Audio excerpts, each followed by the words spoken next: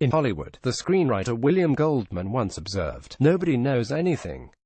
But that was before technology companies rolled in. Sure of one thing to conquer television, you have to spend. The geeks are raiding the digital vaults to transform themselves into lords of entertainment, or at least owners of content, and in the process shape what we watch and how we watch. Apple has budgeted $1 billion for original content and is reportedly eyeing the studio where Gone with the Wind was shot. Netflix and Hulu are vying for awards glory this weekend with Stranger Things and The Handmaid's Tale, after one of the most intense marketing campaigns in Emmy's history. YouTube is ramping up production of original shows and films with budgets and ambitions a world removed from kitten videos. Facebook is waving a billion-dollar checkbook and may splurge up to $4 million an episode on new programming, with Snapchat possibly not far behind. Traditional broadcast and cable networks, giants which for decades shaped popular culture, are scrambling to keep up. "I think at this point arms race might be an understatement," said Craig Erwich, Hulu's senior vice president of content. "It reflects the convergence of television, the internet and wireless technology. For traditional broadcast and cable networks, it's no longer enough to make hit shows. They must make them available for streaming and downloading on multiple platforms or risk losing advertising and subscription revenues. And to grab a share of those revenues, and to differentiate the products and services, technology companies must own content, either by buying or making it. That billion-dollar number is a very clear signal that Apple is a lot more serious about original content." Jan Dawson, media analyst. Original content, especially prestige fare such as The Handmaid's Tale, defines a company and fuels subscriptions, said Erwich, of Hulu. "This is something that we can own, that comes out of our DNA. Exclusivity is key. For Apple, breaking into Hollywood could help offset declining sales of iPhones and iPads and shore up its music streaming service.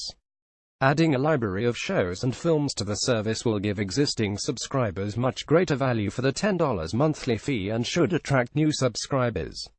Should the content be available only on Apple devices, it will be an added incentive for people to buy them." The evolving hierarchy will be on display at the Microsoft Theater on Sunday when Stephen Colbert hosts the 69th Emmy Awards. Hulu has 18 nominations, 13 for Handmaids and 5 for its first original documentary, The Beatles 8 Days a Week. Amazon has 16 nominations. Elizabeth Moss in Hulu's The Handmaid's Tale. "Original content defines a company and fuels subscriptions," says a Hulu executive.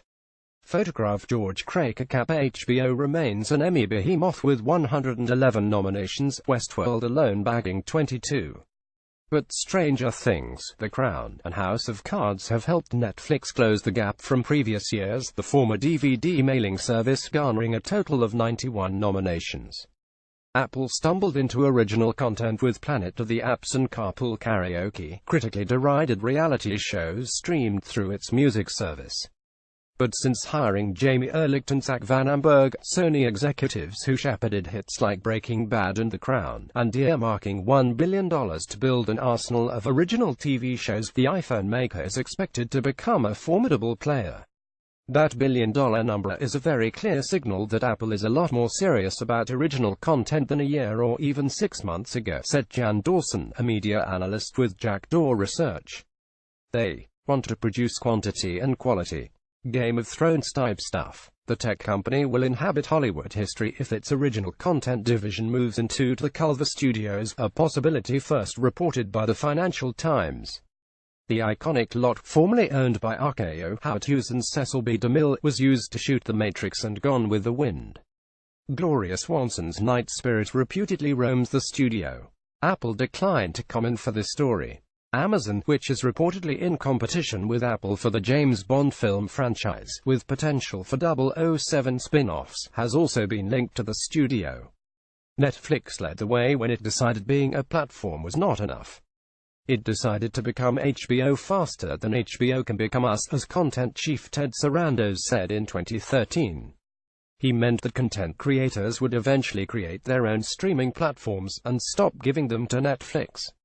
He was right. Last month, Disney announced it would end its deal with Netflix and launch its own streaming service in 2019. Netflix, however, has been busy creating a vast library Its budget for original programming soared from $300 million in 2013 to $6 billion this year, a massive forecast that will fund the release of at least 20 shows. YouTube, despite boasting 1.5 billion logged users per month and 1 billion hours watched a day, also feels the need to cultivate original content. It is scheduled to release more than 30 original shows and films through its subscription service Red this year, and more than 40 next year. "We want YouTube original programming to stand for premium, entertaining content," said Suzanne Daniels, global head of original content. She cited Step Up High Water, a dance show, Cobra Kai, a Karate Kid-inspired comedy series, and partnerships with YouTube creators and celebrities such as Demi Lovato and Katy Perry. HBO remains an Emmy behemoth, with Westworld alone bagging 22 nominations, but it faces fierce competition from tech platforms turned content creators. Photograph Bad Robot Cabal wreck Shutterstock. In addition, Facebook will spend as much as $1 billion this and next year to cultivate original shows for its new watch video platform, The Wall Street Journal reported this week. And Snapchat has signaled a move into scripted content that should complement traditional broadcasters, not drive a stake through their heart, the company said. The cash torrents pouring into Hollywood have made some uneasy. "It's like getting shot in the face with money every day," FX's chief executive John Landgraf told a news media event last month. Netflix turned heads by paying Dave Chappelle a reported $60 million for 2 comedy specials. In such a climate, competitors with smaller budgets struggle to afford big-name talent. But the revolution has gifted viewers quality, choice and convenience in what has been called a golden age for television. And in theory, it's also a gilded time for creatives, courted by old and new money, exhibited on multiple platforms. For those lower down the food chain, though, it can still feel like the old days. "For me and a lot of acting friends it's like, why aren't we working more? You still have to hustle, still do the grind, go to the auditions," said Mike Funk, an actor. "Acting gigs for online content often pay below state minimum wages," said Dee Weiss, a casting director. "It's much harder work, longer work and less money than ever before. Some Netflix shoots push crews to breaking point," said one technician. "You have to cram more and more in. The schedules are insane. We're exhausted."